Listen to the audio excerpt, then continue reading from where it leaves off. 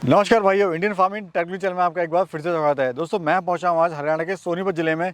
यहां पर मैं आपको ऐसी कमाल की फार्मर और टीचर से मिलाऊंगा। टीचर की जॉब छोड़ने के बाद यानी रिटायरमेंट के बाद इन्होंने यहां पर आके सोनीपत के अंदर आके गाँव में अपने वर्मी कंपोस्ट यूनिट शुरू करी। तो दोस्तों जानते हैं क्यों उनको ज़रूरत पड़ी वर्मी कंपोस्ट बिजनेस शुरू करने की, या कैसे आप वर्मी कंपोस्ट बिजनेस शुरू कर सकते हैं। तो चलिए दोस्तों वीडियो शुरू करते हैं।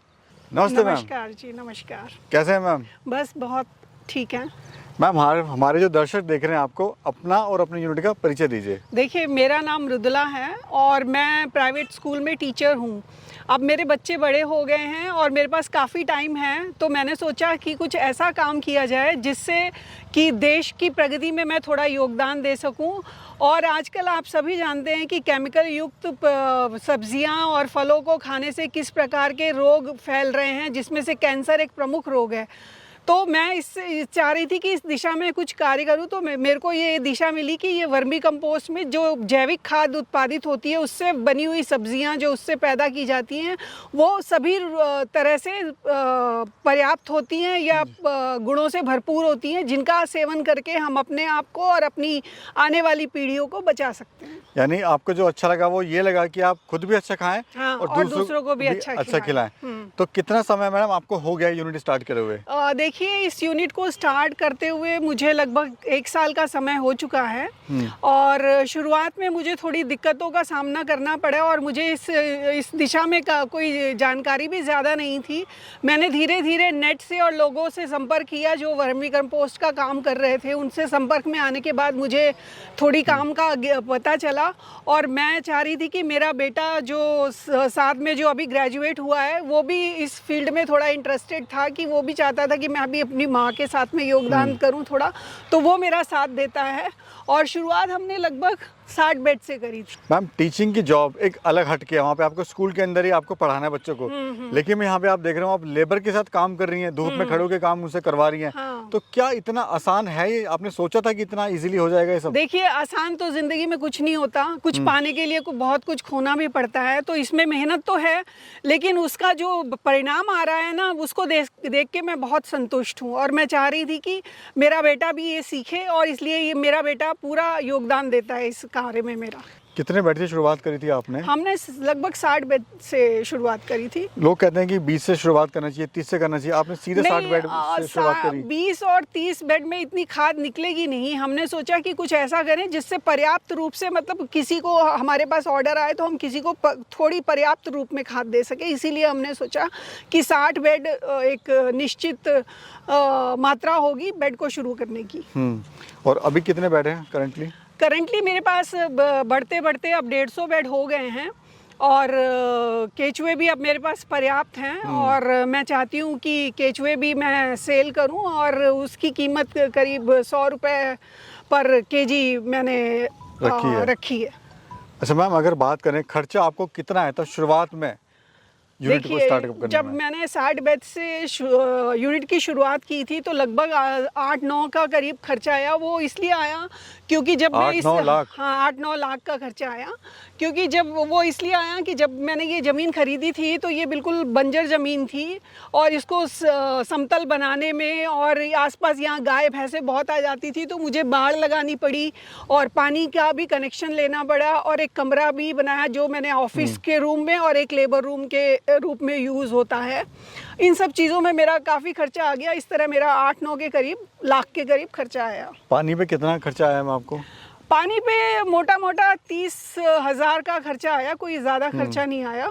और ये ज़मीन है खुद की अपनी है या नहीं, रेंटेड ये है? मेरी ज़मीन रेंट पे है, और जिसका सालाना रेंट 80,000 के करीब जाता है। ये दिल्ली के पास में बिल्कुल? ये दिल्ली के, हाँ, दिल्ली हरियाणा के बॉर्डर पे ही है ये।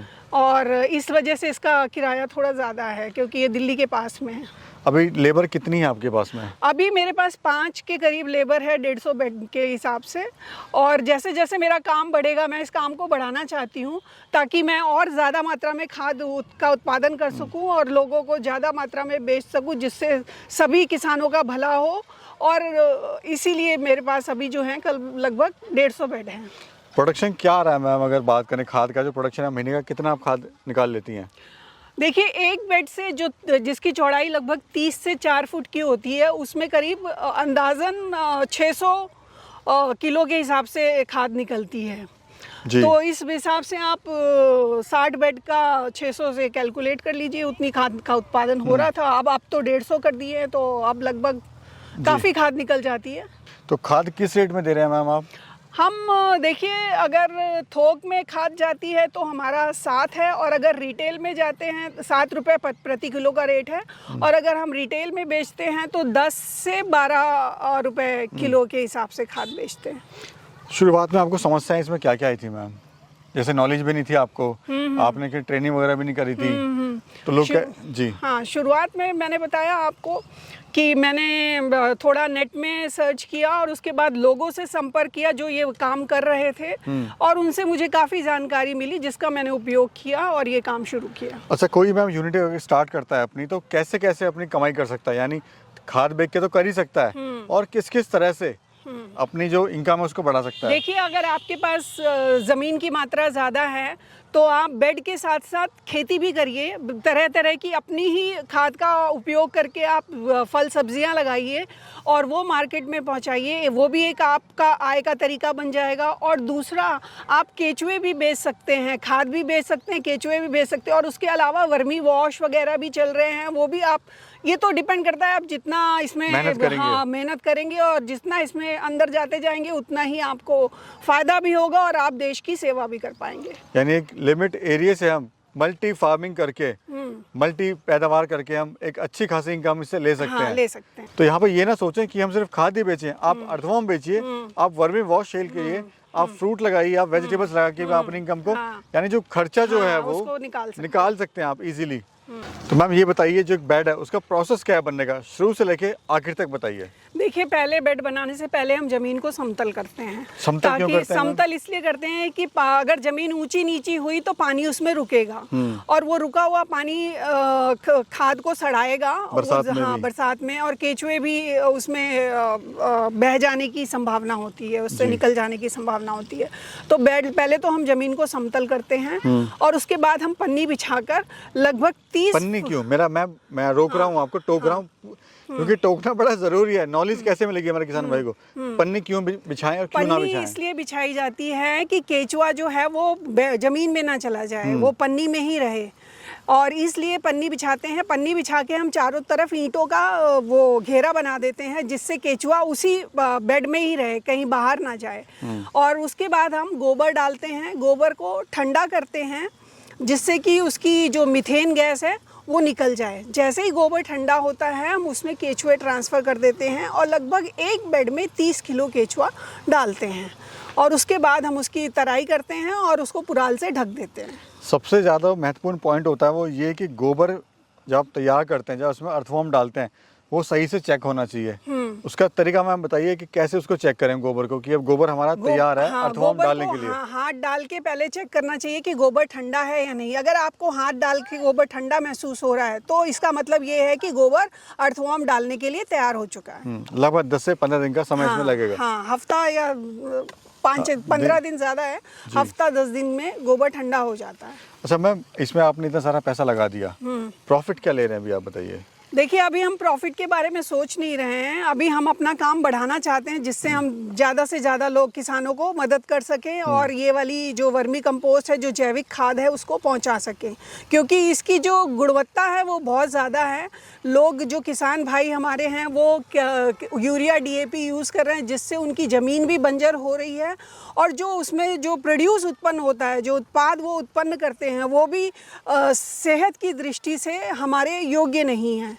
हमें योग्यता नहीं मिल रही है, जिससे तरह तरह की बीमारियों से लोग सफ़र कर रहे हैं। मैम, जो गोबर आप ले रहे हैं वो गाय का ले रहे हैं कि भैंस का ले रहे हैं? देखिए, हम गोबर तो हम पसंद करते हैं गाय का ही लेना, और हमें मिल भी जाता है। अगर कभी समस्या आती है तो हम भैंस का गोबर भी यूज़ कर सकते हैं, उसमें कोई दिक्कत ज़्यादा आती नहीं है। मैडम, मैं देख रहा हूँ मशीन आपने काफ़ी हैवी लगाई है। हाँ, क्योंकि हम चाहते थे कि जो हमारा उत्पाद इसमें से निकले वो एकदम अच्छी क्वालिटी का हो, इसीलिए हमने हैवी मशीन का यूज़ किया है, और ये बहुत शीघ्रता से खाद की छनाई करती है, जिससे हमारी लेबर की भी बचत हो जाती है। तो मैम ये बताइए, खाद को कैसे पहचाने हमारे किसान भाई की खाद हमारी बनके तैयार हो गई है? देखिए, जब खाद बन जाएगी तो वो भुरभुरी सी हो जाएगी, चाय की पत्ती की तरह। यही पहचान है कि खाद हमारी बनकर तैयार हो चुकी है। जी, और स्मेल जो है उसमें मीठी मीठी आने लगी। हाँ, सौंधी सी सुगंध आएगी खाद में। जी। हाँ, जिससे पता चल जाएगा कि खाद हमारी पूर्ण रूप से तैयार प्योर है और पूर्ण रूप से तैयार है। तैयार है। बहुत बहुत धन्यवाद मैम, बहुत बहुत आपने धन्यवाद समय आपका। दिया, उतनी अच्छी जानकारी हमारे किसान भाई को दी। और लास्ट क्वेश्चन मैम, जो हमारे दर्शक इसको देख रहे हैं, जो नए युवा साथी हैं, जो बेरोजगार हैं, उनको आप क्या कहना चाहते हैं? बेचारे नौकरी के लिए धक्के खा रहे हैं, परेशान हैं आज। मैं उनको चाहूँगी कि इस दिशा में कदम बढ़ाएं। ये शुरुआत में आपको थोड़ी सी तकलीफ़ें देगा, लेकिन बाद में इसका फल आपको अच्छा मिलेगा। नहीं, शुरुआत करने की जरूरत है बस एक। हाँ, शुरुआत की ज़रूरत है। अगर आप शुरुआत ही नहीं करेंगे तो फिर कोई घर चल के तो बिजनेस हाँ, आपके पास business आएगा आएगा नहीं, नहीं। आपको पैसा तो आएगा नहीं। बिल्कुल। चलिए ma'am, thank you so much, thank you, बहुत बहुत थैंक यू so धन्यवाद। much, धन्यवाद।